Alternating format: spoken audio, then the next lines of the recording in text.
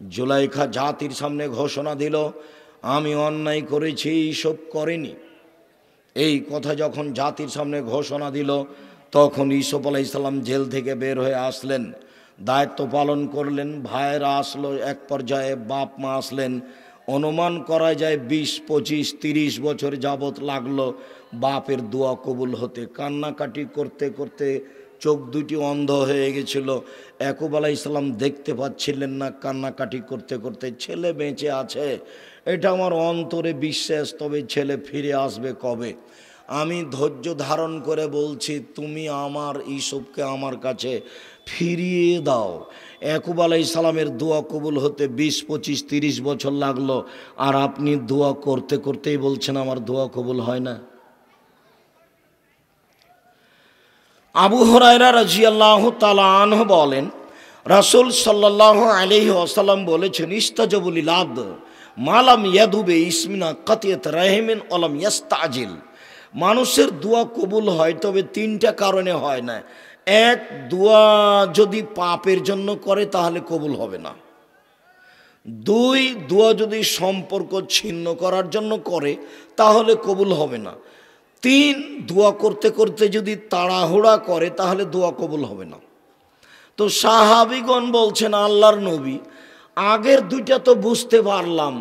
এক, যে পাপের জন্য দোয়া করলে কবুল হবে না, আল্লাহ আমি চুরি করছি কেউ যেন না দেখে, এইটা কবুল হবে না, এটা বুঝে নিলাম। সম্পর্ক ছিন্ন করার জন্য দোয়া করলে দোয়া কবুল হবে না, আল্লাহ আমাকে যেন আমার শ্বশুর বাড়ি, বা স্ত্রীকে বলছে তোর বাপের বাড়ি যেন আল্লাহ আমাকে আর কোনোদিন না নিয়ে যায়, তো এইরকম দোয়া কবুল হবে না। তো এই 2টা বুঝলাম। 3 নাম্বার, তাড়াহুড়া, এটা যে বুঝতে পারলাম না আল্লাহর নবী, তাড়াহুড়াটা কি? তখন আল্লাহ রসুল বলছেন যে তাড়াহুড়া বুঝতে পারলে না, ফালা মারা ইস্তাজাবালি, আমি দোয়া করলাম, কত দোয়া করলাম, কই দোয়া কবুল হয় না।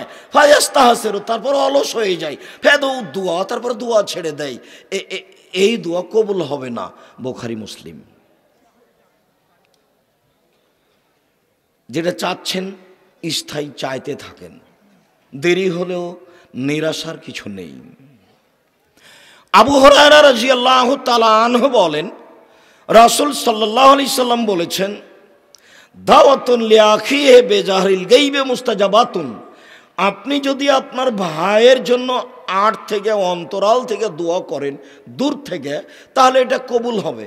আল্লাহ তুমি আব্দুর রাজ্জাককে হেফাজতে রাখো, আল্লাহ তুমি তাকে এই দিনের উপরে অটল রাখো, এইভাবে যদি আপনি তার জন্য দোয়া করেন তাহলে এই দোয়া কবুল হবে। রাসূল সাল্লাল্লাহু আলাইহি সাল্লাম বলেন, ওয়াইন্দা রাসিহাল মালাকুল আল মুআক্কাল, যখন আপনি কারোর জন্য দোয়া করবেন তখন আপনার মাথার পাশে একজন ফেরেশতা নির্ধারিত থাকবে।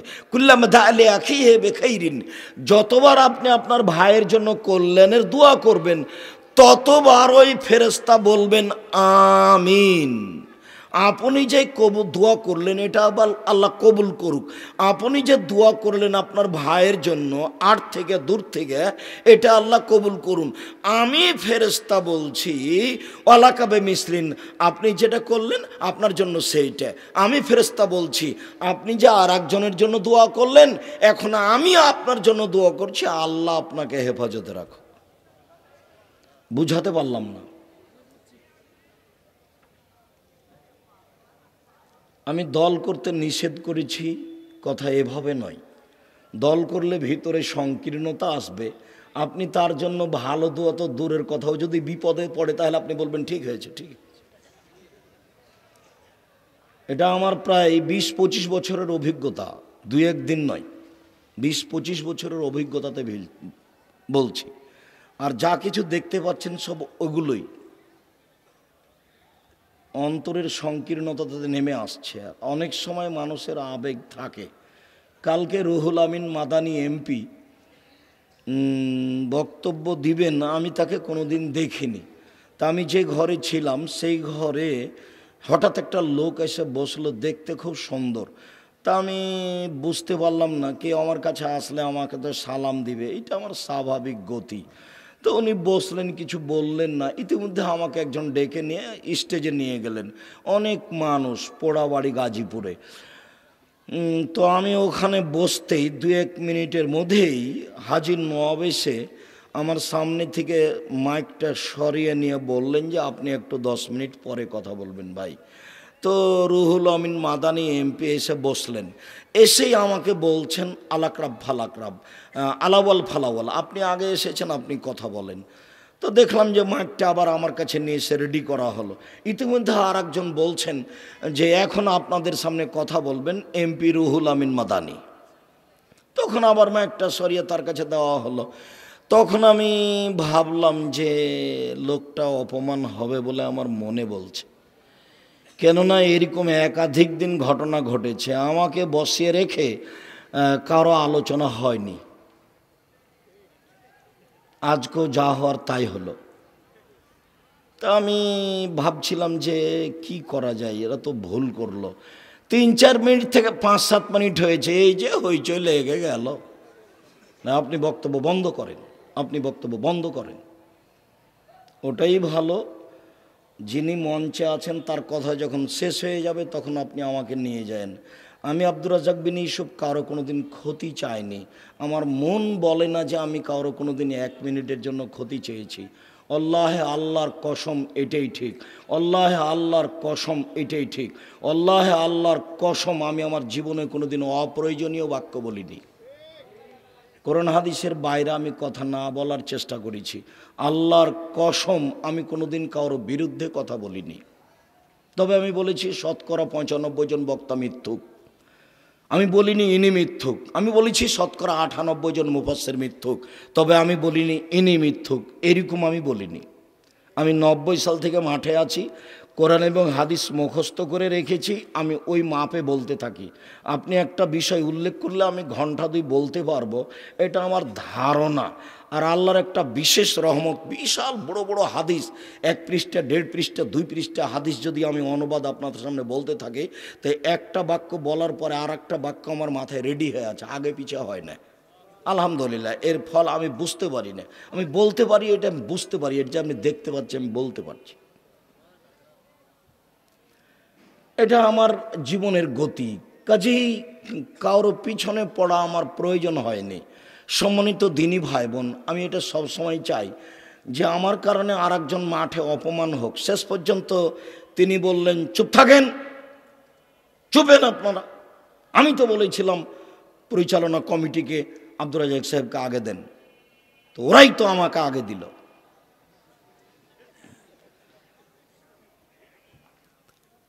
এখন তিনি আর 2-1 মিনিট বলে কথা শেষ করলেন। তা আমি বললাম যে ভাইজান, শুরুতেই যে আপনি নাকি খুব ভালো কোরআন মাজিদ পড়তে পারেন, তো আমি একটু কোরআন মাজিদ তেলাওয়াত করিয়েন। তো উনি একটু কোরআন তেলাওয়াত করে শুরু করেছিলেন। কারি মানুষ তো, হাফেজ মানুষ, তো এরকম আমি দেখেছি অনেক। তো আমি আপনাদের কষ্ট দিতে চাইনি, আমি যেটা কথার চলাকালীন ধমক দিয়ে থাকি সেটা আমার গতি, আমি এতে কাউকে কোনোদিন কষ্ট দিতে চাইনি।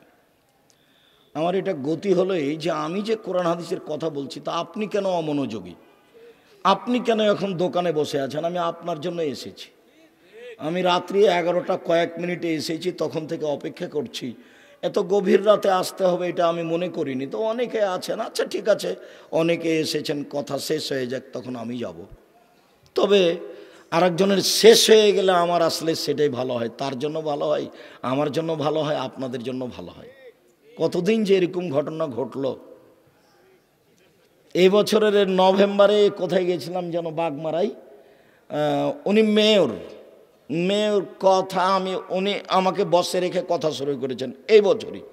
এই 2-3 মিনিট পরে মানুষ বলছে আপনি বন্ধ করেন, আপনার কথা শুনতে আসেনি। নেন এবার। সম্মানিত দিনী ভাই বোন, আমি আপনাদের অনুরোধ জানাচ্ছি, প্রত্যেকটা মানুষের বিপদ আপদ আছে। আপনি সুন্দর করে ওযু করে 2 রাকাত সালাত আদায় করে আল্লাহকে বলুন, আর সবাই পরস্পরের জন্য দোয়া করবেন, তাহলে আপনার সুবিধা। যদিও আপনার মনটা চাচ্ছে যে ওর জন্য আমি দোয়া করব না, ও বিপদে পড়ুক, আপনার অন্তরটা বিভিন্ন কারণে সংকীর্ণ হয়, মানুষ হিসাবে হওয়াই স্বাভাবিক, হতে পারে। তবু আপনি কষ্ট করে তার জন্য দোয়া করেন। আপনি যদি তার জন্য দোয়া করেন, তখন ফেরেশতা আপনার পক্ষে বলবে আল্লাহ তোমাকে বিপদ থেকে বাঁচাক, আল্লাহ তোমাকে বিপদ থেকে বাঁচাক। হাদিস মুসলিম। আমি মনে হয় ভালো করে বুঝাতে পারলাম না। কাজেই কষ্ট পেলেও আপনি তার জন্য দোয়া করবেন। এই ছেলে, তোমার আব্বা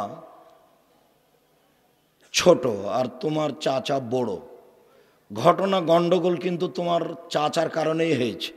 এরপরে আজকে আমি তোমাকে বলছি, তোমার আব্বাকে বলো তোমার চাচার হাত ধরে যেন ক্ষমা নেয়, ক্ষমা নিয়ে মিটমাট করে দুই ভাই যেন একসাথে চলে। আর তোমার মাকে আমি বলছি, তোমার মা কিন্তু ছোট আর তোমার মায়ের যা যেটা ও বড়, গন্ডগোল কিন্তু তোমার চাচির কারণেই হয়েছে। এরপরেও তোমার মা ছোট হিসাবে তোমার মাকে বলছি, তোমার চাচির হাত ধরে ক্ষমা নিয়ে এক হয়ে যেন একটু চলার চেষ্টা করে। দেখো, বিপদ সবারই আছে, মরলে বড় বিপদে পড়ে যাবে মানুষ, কিন্তু মানুষ বুঝতে চাচ্ছে না যে শ্বাস বন্ধ হয়ে গেলে এই ভালো মন্দর প্রতিকার করা যাবে না। সম্মানিত দিনী ভাই বোন, রাসূল সাল্লাল্লাহু আলাইহি সাল্লাম বলেন, লা তাদু আলা আনফুসিকুম, কখনো তোমরা নিজেদের জন্য বদদোয়া করো না। নিজেদের জন্য বদদোয়া মানে ধুর এত ঝামেলার মধ্যে বেঁচে থাকার চেয়ে না থাকাই ভালো, এইভাবে বলবেন না। এটা হলো নিজেদের জন্য বদদোয়া। তারপর আল্লাহ রাসূল বলছেন, ওয়ালা তাদু আলা আমওয়ালিকুম, নিজের অর্থ সম্পদ টাকা পয়সার জন্য বদদোয়া করবেন না। এইসব টাকা পয়সার ঝামেলাইতে তো ঘুম হয় না, মেলা ঝামেলা, জেল জুলুম, এসব টাকা পয়সা না থাকাই ভালো। এরকম কথা আল্লাহ রাসূল বলতে না করেছে। ওয়ালা তাদু আলা আওলাদিকুম, নিজের ছেলে মেয়ের উপরে কখনো বদদোয়া করবেন না। ছেলে আপনাকে মেরেছে, তখন আপনি মায়ের খেয়ে বলছেন, তোকে ত্যায্য পুত্র করলাম, তোকে ত্যায্য পুত্র করলাম, তুই তো বাড়ি থেকে বের হয়ে যা, তোকে আমি রাখবো না, তোর উপরে গজব নাজেল হোক, এইভাবে বলছেন, এটা ভুল হচ্ছে।